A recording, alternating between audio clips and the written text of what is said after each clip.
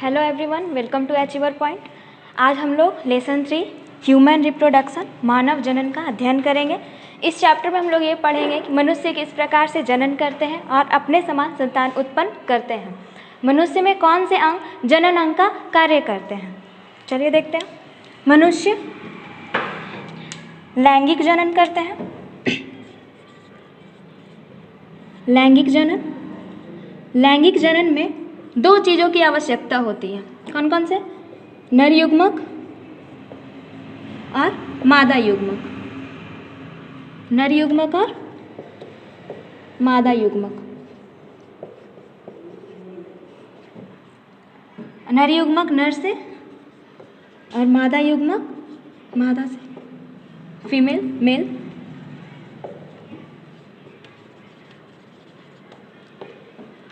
फिर एक टाइम आता है कि जब ये दोनों का संलयन होते हैं, ठीक है, क्रॉस, जो जिससे निर्माण होता है युग्मनज का। फिर युग्मनज ही विकसित होकर भ्रूण, और भ्रूण से फिर नया संतान का निर्माण होता है। ये जो जायगोट युग्मनज जो होंगे, इसमें दोनों के डीएनए होंगे, और डीएनए किस पे होते हैं? गुणसूत्र पे। यही युग्मक बनते समय ही गुणसूत्रों का विभाजन होता है। ऐसे हम लोग जानते हैं कि मनुष्य में 46 गुणसूत्र होते हैं, 23 जोड़ी, 46 गुणसूत्र, इसमें भी 46। फिर युग्मक बनते समय अर्धसूत्री विभाजन होता है। एक बात और, केवल जनक कोशिकाओं में ही अर्धसूत्री विभाजन होता है और समस्त कोशिकाओं में समसूत्री का विभाजन होता है। अर्धसूत्री विभाजन मतलब गुणसूत्र क्या होंगे? आधा आधा बट जाएंगे। यहाँ पे ऐसे कर दे रहा हूँ। फिर 23, इसमें भी वैसे ही होंगे।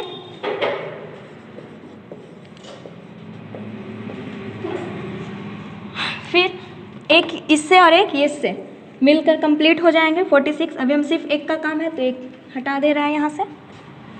मिलकर इसमें कंप्लीट 46 क्रोमोसोम हो जाएंगे। अगर समसूत्री विभाजन होता तो क्या होता? 46 यहाँ से, 46 यहाँ से, कंप्लीट 92, जो कि इम्पॉसिबल है। किसी भी मानव में 46 क्रोमोसोम नहीं होते हैं, ठीक है। अब आगे देखते हैं। इस चैप्टर को हम लोग 3 भाग में पढ़ेंगे।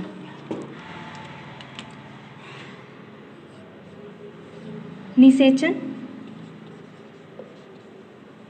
पूर्व घटना,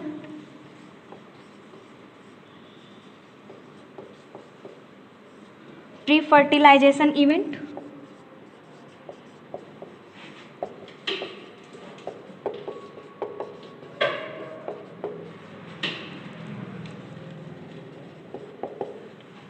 निषेचन,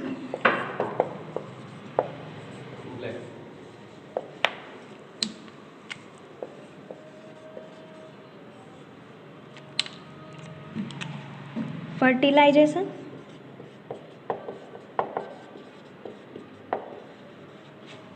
और तीसरा होगा निषेचन पश्च घटना। निषेचन पश्च घटना, पोस्ट फर्टिलाइजेशन इवेंट।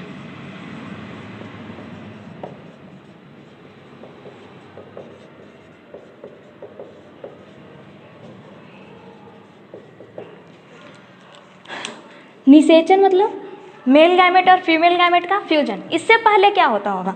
मतलब मेल में मेल गैमेट का निर्माण और फीमेल में फीमेल गैमेट का निर्माण, मतलब कह सकते हैं कि युग्मकों का निर्माण। उसको हम लोग किसमें रखेंगे? निषेचन पूर्व घटना में। कह सकते हैं युग्मकों का निर्माण यानी युग्मक जनन। यहाँ पे लिख देते हैं। निषेचन पूर्व घटना में क्या पढ़ेंगे? युग्मक जनन। युग्मक जनन, इसे गैमेटोजेनेसिस।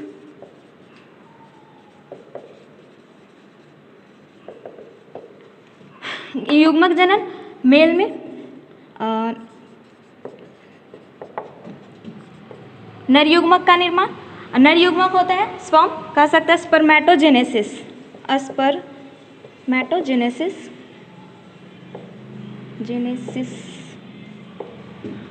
हिंदी में शुक्राणु जनन।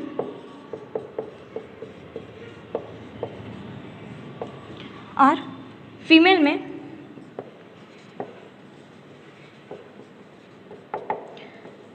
फीमेल में होते हैं युग्मक ओवम, हिंदी में इंग्लिश में oogenesis,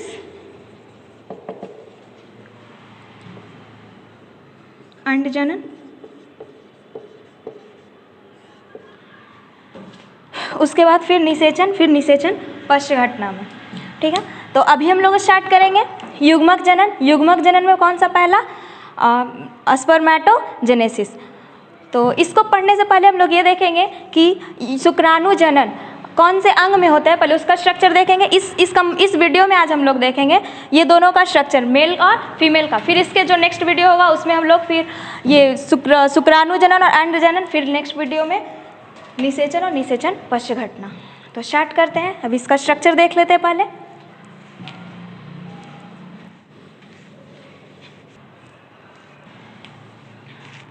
ठीक है, स्पर्मेटोजेनेसिस। तो पहला हम लोग पढ़े रहे नर जनन अंग तंत्र। इसे भी दो भागों में बांटेंगे। पहला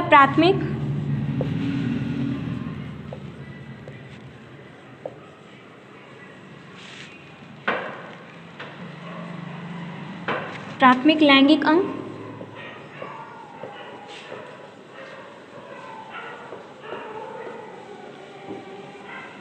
प्राइमरी सेक्स ऑर्गन।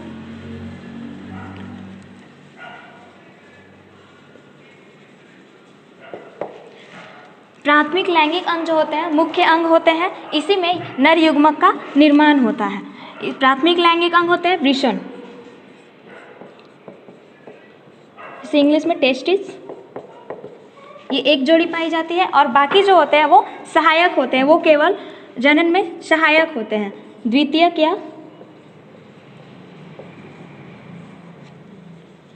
सहायक जनन अंग।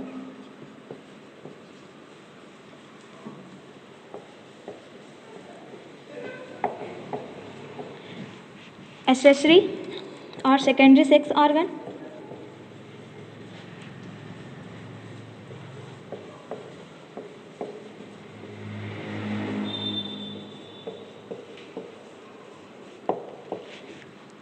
इसे भी हम लोग दो पार्ट में बांटेंगे। पहला होंगे सहायक नलिकाएं, सहायक नलिकाएं,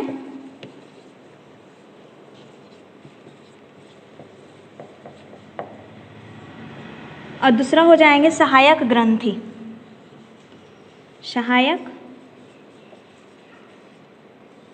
ग्रंथि, एक्सेसरी डक्ट्स,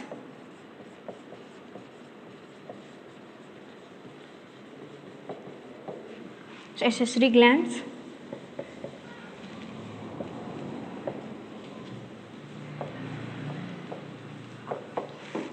सहायक नलिकाएं में होते हैं पहला रीड टेस्टिस, रीड टेस्टिस,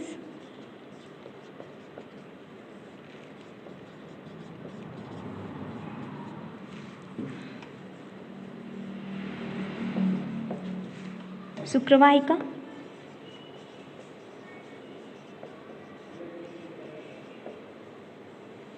वैसा फ्रेंसिया,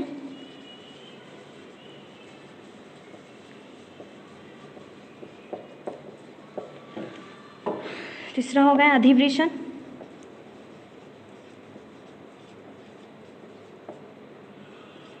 एपिडिडाइमस,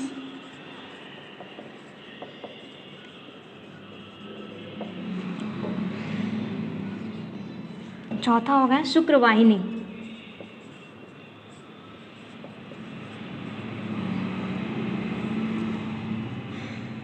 वास डिफरेंस।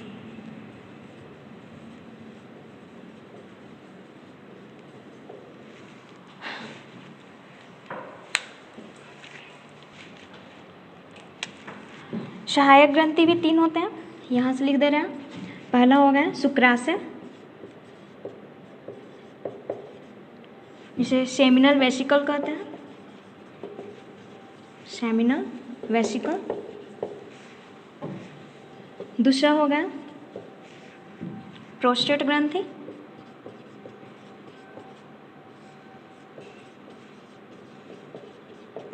और तीसरा हो गया बल्बो यूरेथ्रल या कॉपर ग्रंथि, बल्बोयूरेथ्रल या काउपर ग्रंथि।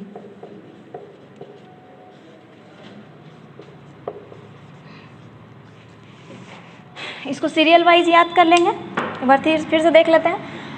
मेल रिप्रोडक्टिव ऑर्गन सिस्टम में कौन कौन सा है, इसको दो भागों में बांटे हैं। कौन कौन सा, प्राथमिक लैंगिक अंग और द्वितीयक या सहायक लैंगिक अंग। प्राथमिक लैंगिक अंग ही मुख्य अंग होते हैं जिसे वृषण को कहा गया, और द्वितीयक या सहायक लैंगिक अंग को दो भागों में बांटे हैं, सहायक नलिकाएं और सहायक ग्रंथि। सहायक नलिकाएं में रीट टेस्टिस, शुक्रवाहिका, अधिवृषण और शुक्रवाहिनी। सहायक ग्रंथि में शुक्राशय, प्रोस्टेट और बल्बोयूरेथ्रल। अब इसका स्ट्रक्चर में देख लेते हैं।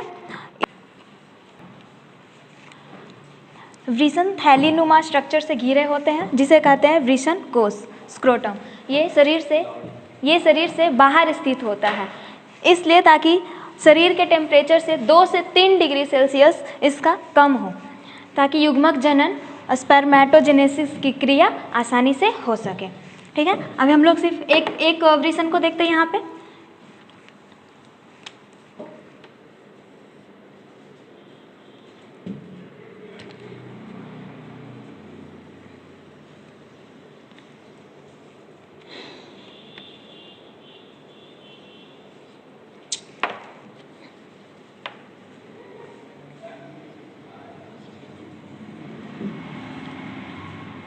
प्रत्येक वृषण में 250 कंपार्टमेंट्स होते हैं, कुछ इस तरह से। फिगर में जितना पॉसिबल होगा हम उतना ही बनाएंगे। ठीक है, इस तरह से प्रत्येक 250 कंपार्टमेंट होते हैं जिसे कहते हैं वृषणीय पिंडक। वृषणीय पिंडक। टेस्टिक्युलर लैब्यूल,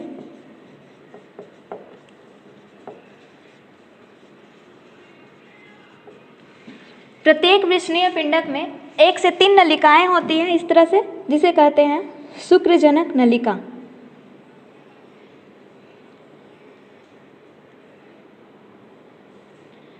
ये हो गया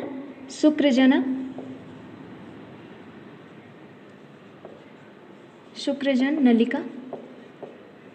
सेमनीफेरस ट्यूबुल, सेमनीफेरस ट्यूबुल। ये देखिए 250 कंपार्टमेंट्स होगा जिसे वृषणीय पिंडक कहते हैं, और उसी वृषणीय पिंडक में 1 से 3 नलिकाएं होती है जिसे शुक्रजन नलिका कहते हैं। शुक्रजन नलिका को अगर हम यहाँ से कट करके देखें तो कुछ इस तरह से दिखेगा, जैसे ये नलिका है। ठीक है, ट्यूब है, डक्ट। अगर इसको हम कट करके देखें तो इस तरह से दिखेगा। इसमें 2 कोशिका होती हैं, एक को हम सर्कल और एक को क्रॉस कर दे रहे हैं। एक होती है सर्टोली कोशिका, सर्टोली कोशिका, सर्टोल सेल।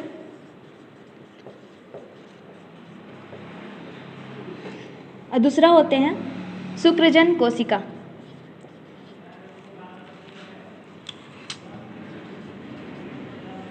शुक्रजन कोशिका, स्पर्मेटोगोनिया।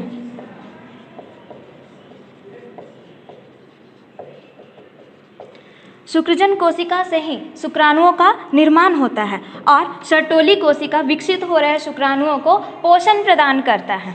ठीक है, अब ये शुक्रजन नलिका के अतिरिक्त ये जो स्थान बच रहा है, ये इस तरह से यहाँ पे देख लीजिए, उसमें होंगे अंतराली या लीडिंग कोशिका। यहाँ से ये होते हैं अंतराली या लीडिंग कोशिका।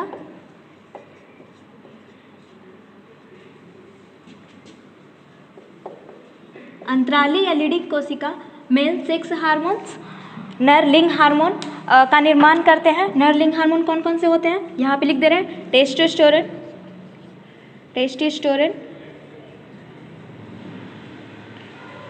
व अन्य एंड्रोजन, एंड्रोजन।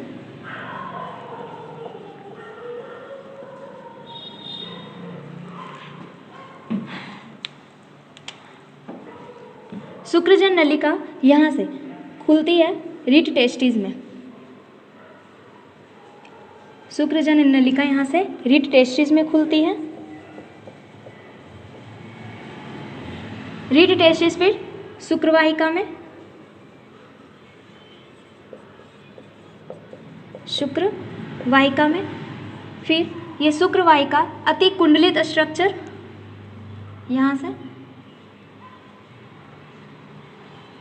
जिसे कहते हैं इपिडिडाइमस अधिवृषण, अधिवृषण,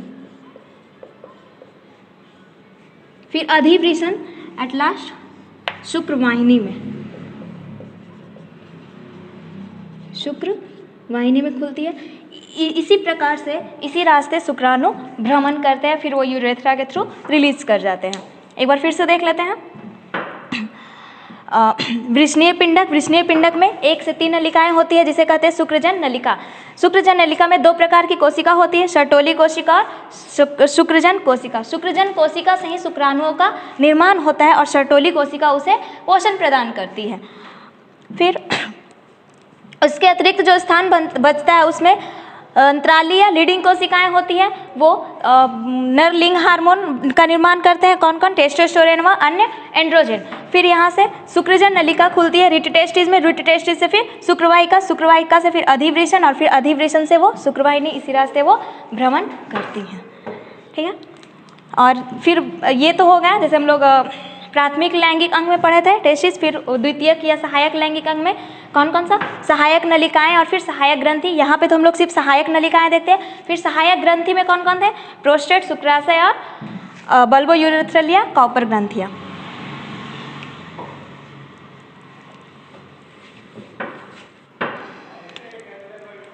पहला था शुक्राशय ग्रंथि,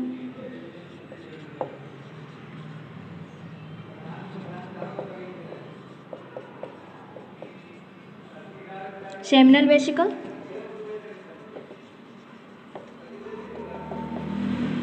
दूसरा था प्रोस्टेट और तीसरा थे बल्बोयूरेथ्रल या कॉपर ग्रंथियाँ।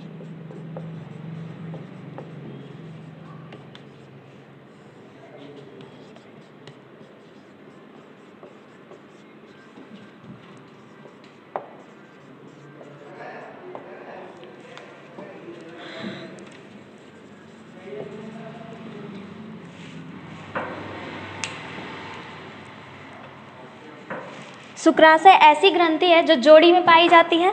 ये तरल का स्राव करती है। तरल में कौन कौन से? प्रोटीन,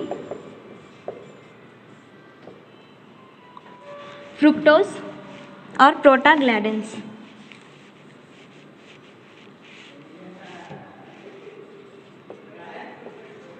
फ्रुक्टोज और प्रोटाग्लैंडिन्स।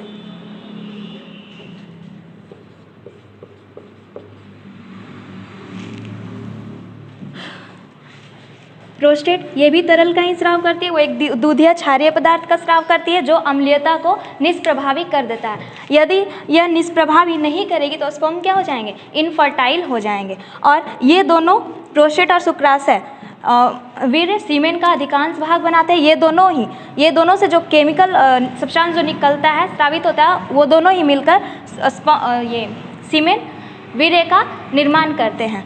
क्वेश्चन ये भी आता है कि वीर्य और ये शुक्राणु में क्या डिफरेंस है? तो स्पर्म जो है शुक्राणु वो एक कोशिका है और सीमेन एक मीडियम है। तीसरा हो गया बल्बोयूरेथ्रल या कॉपर ग्रंथियाँ। ये भी एक लिक्विड का ही रिलीज करती है सेक्सुअल एक्साइटमेंट के टाइम पे, जो ल्यूब्रिकेशन या चिकनाहट बनाने में मदद करता है। ल्यूब्रिकेशन,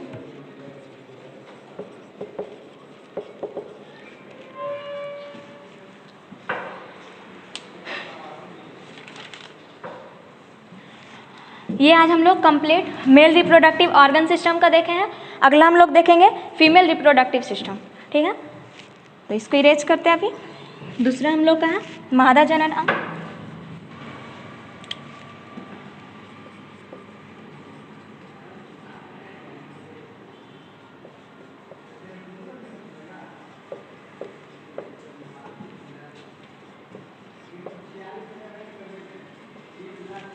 फीमेल रिप्रोडक्टिव ऑर्गन्स,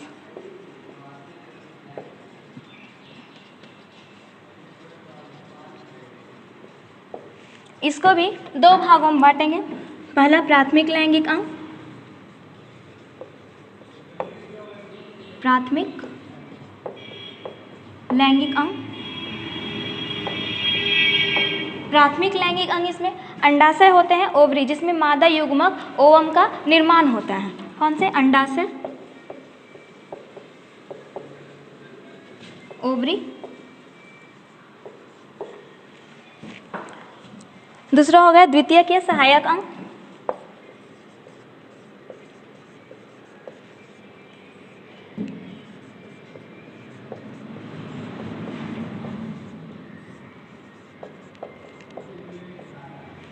द्वितीय के सहायक अंग में कौन कौन से होते हैं? पहला हो गया गर्भाशय, जैसे यूटेरस और वोम, इसी को वोम भी कहते हैं। दूसरा हो गया एक जोड़ी अंडवाहिनियां, एक जोड़ी अंडवाहिनियां,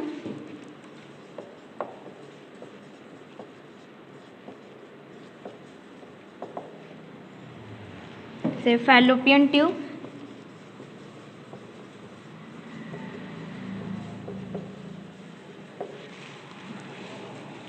एक जोड़ी गर्भाशय ग्रीवा,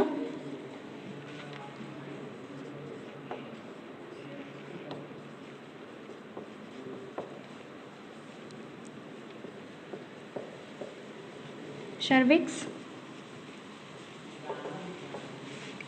एक योनि, वजाइना। बाह्य जनेंद्रिय,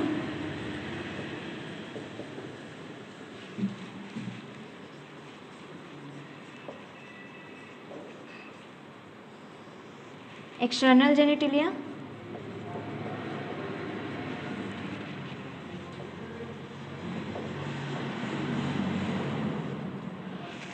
लास्ट होगा स्तन ग्रंथि।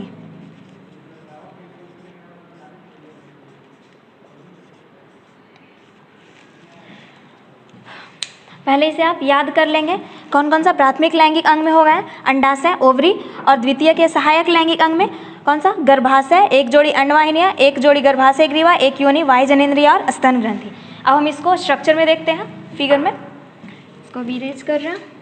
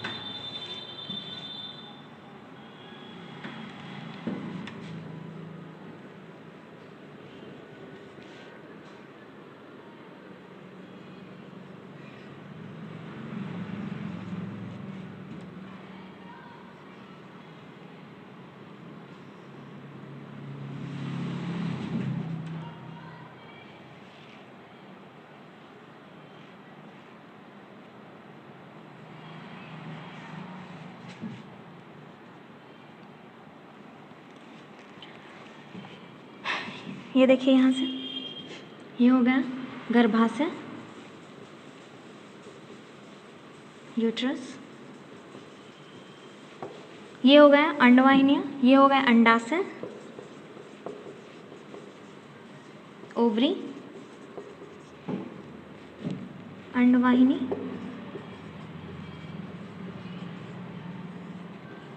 ओविडक्ट या ओविडक्ट भी से कहते हैं, ओविडक्ट या फिर फॉलोपियन ट्यूब,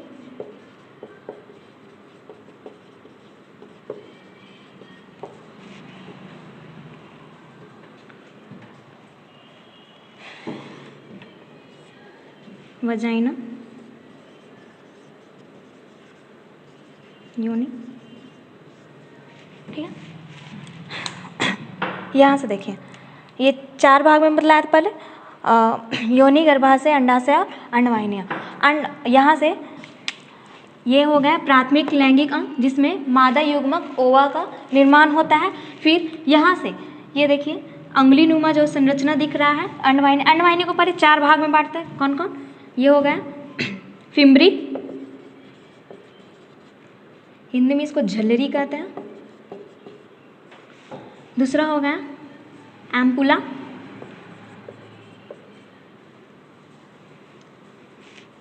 नहीं सॉरी, हाँ यहाँ पे इनफंडिब्यूलम,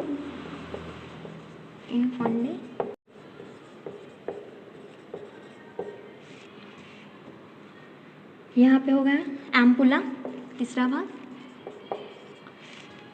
और यहाँ पे हो गया इस्थमस।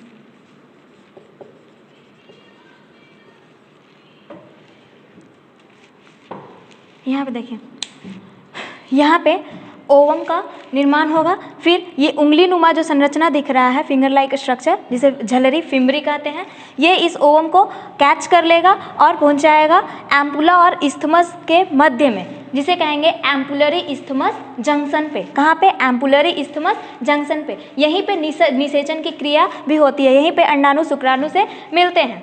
ये भी क्वेश्चन इंपॉर्टेंट है, ठीक है। फिर यहाँ से जायगोट का निर्माण होकर अगर निषेचन की क्रिया हुई हो तो जायगोट का निर्माण हुआ, फिर यहाँ से जायगोट यहाँ पे गर्भाशय में अटैच्ड हो जाते हैं। इसको भी 3 भाग में बांटा गया है।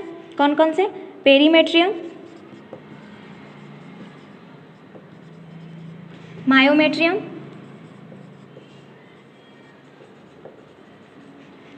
और एट लास्ट यहाँ पे हो गए इंडोमेट्रियम।